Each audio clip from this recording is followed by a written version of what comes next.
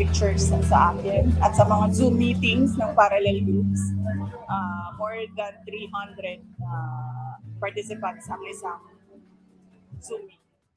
Samantala nang matanong naman tungkol sa kahandaan niya sa posibleng panibagong impeachment complaint na isusulong sa susunod na taon. Tugon ni Vice President Duterte, Nakakapagod na siya para sa taong bayan. Nakakapagod na siya para sa taong bayan. So pag may impeachment laban sa yung mapapagod taong bayan, ang taong bayan yung mapapagod pag may impeachment. Hindi naman kami pagod. Hindi naman kami pagod. Baka ikaw. Baka ikaw yung pagod at nanginginig ka na sa takot. Pero ang taong bayan, mukhang masaya pa nga yung taong bayan. Diba? Pinapalayas ka na nga dyan eh. Bumaba ka na sa pagka-vice mo, Vice President. Diba? Bumaba ka na. Kasi ang taong bayan, pagod na po sa katamaran mo. Yun naman yung totoo eh. Yung impeachment na yan dahil nakikita naman natin na wala talagang ebidensya yung kanilang mga reklamo. Walang ebidensya. Bribery. Diba? Pagbabanta sa buhay ng Pangulo. Impeachable yan eh. Bribery, panunuhol. May ebidensya naman. May umamin. Mangmang ka talaga. Ano walang ebidensya? Dami-daming ebidensya. Maling paggamit ng confidential funds. Hindi pa ba ebidensya yun? Sara, Inday Lustay! Lustay! Oh! Ginigigil mo ako Tigilan nyo nga ako. Totally for threats and harassment. Jedner. Sino ba yung nagte-threat? Sino ba yung nangaharas? Pinaliktad mo na naman! Sana may laruan akong kamukha ni Sara Duterte dito, no? Babatok-batukan ko eh. Diba? Sino ba yung nagbabanta? Sino ba yung nangaharas? Napakinggan nyo binaliktad niya po yung Pangulo. Ebidensya yung kanilang mga reklamo. Totally for threats and harassment.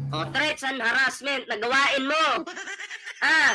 Huwag mong ipapasa naman sa administrasyon.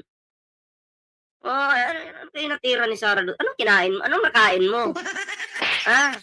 Tigil mo ako. Huwag naman ganun. Sara, mahiya ka naman. Taga Davao ka pa naman. Pero ikaw pala yung tamad ng Davao City. At pinakabobong Vice President na naging Vice President. Sa dinami-daming naging Vice President, ikaw yung pinakabobo talaga. Grabe. Kayo, anong reaksyon nyo dito mga pre? Jedner. Comment down below para naman mabasa natin yung inyong mga komento. Ayan hindi ko na itutuloy ito. Next topic na po tayo. Nanggigigil ako Diba? Pero syempre, bago po tayo magtuloy-tuloy sa ating reaction ngayon, ayan, kung bago ka pa lang dito sa ating YouTube channel, huwag kalimutan mag-like, share, and subscribe para naman po maging updated kayo sa lahat ng mga uploads natin. Syempre may Bengador dyan. I-share nyo yung video ng Bengador. Mag-like na kayo, mag-subscribe. Syempre, kikita nyo to. Ito naman po yung sa atin. Facebook at TikTok. Ayan. Diyan po tayo magkita-kita. Ayan. So, next topic po tayo. Nakakasuka yung pagmumukha ni Sara Duterte. Pati yung kanyang kasinungalingan. Yung kanyang kasinungalingan, grabe talaga. Sobra-sobra talaga, no? Ang sarap, ang sarap magwala. Diba? Next topic po tayo. Sino ba yung susunod natin dito? Eto na. Eto na mga pre. Eto yung sinasabi ko sa inyo Si Harry Roque, plastic talaga yan. Diba? Pinaplastic lang talaga yan si Sara Duterte. Saan ba yun? Ayan. Pinaplastic lang po talaga yan ni Harry Roque. Etong si Sara Duterte. Kasi alam niyo ba bakit? Pakikinggan po natin ngayon ang balitang ito. Ayan. Oh. Kasi si Harry Roque po ay walang tiwala dito kay Sara Duterte at alam ni Harry Roque na hindi naman talaga mananalo yan si Sara sa 2028 election. Di ba? Hindi mananalo. Oh. Oh, ito. Oh, play po natin ang video ito. Dahil sa totoo lang po, yung sinasabi na marami na si Inday Sara ang susunod na presidente na sa 2028, sa akin po, malabong mangyari yan. Huwag po tayong magkamali na isipin na palibasa popular at palibasa sa surveys, si Inday Sara ang namumuno sa eleksyon. Kung gagawin ngayon yan, dahil sa totoo lang po, malabong mangyari yan. Dahil sa totoo lang. Narinig yun po yun, no, pre? Malabo po daw mangyari na itong si Sara Duterte ay mananalo po sa 2028 election. Diba? Malabo. Wala na. Unang-una, alam ni Harry Roque na bobo yung kanyang vice president. Bobo. Diba? Bobo. Alam ni Harry Roque yan. Kaya nga lang, no choice na po si Harry Roque. Kaya na pinagtatanggol si Sara Duterte. No choice na po. Alam niyo bakit?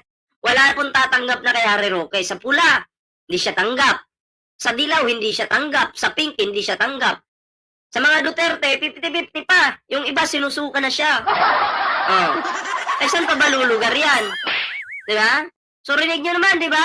Mga DDS, hindi naman kayo bingi, diba? Hindi kayo bingi. Narinig nyo yung sinabi ni Harry Roque. Oh, isa-isahin natin yung kanyang sinasabi. Pero syempre, bago tayo magtuloy-tuloy, ayan, kung bago pa lang dito sa ating YouTube channel, ayan, sa Vengador, sa Ballpoint Man, ayan kalimbangin nyo na po yan, mag-like na po kayo dyan. Ayan. Okay? So, sino ba itong walang, may mga, lahat po ba?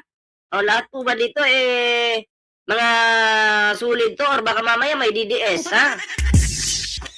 May mga nagpapanggap minsan pero mas maganda sana may DDS dito para makita nila to. Diba? Kasi ang video ko na ito ay sampal sa inyo to. Para talaga to sa inyo, diba?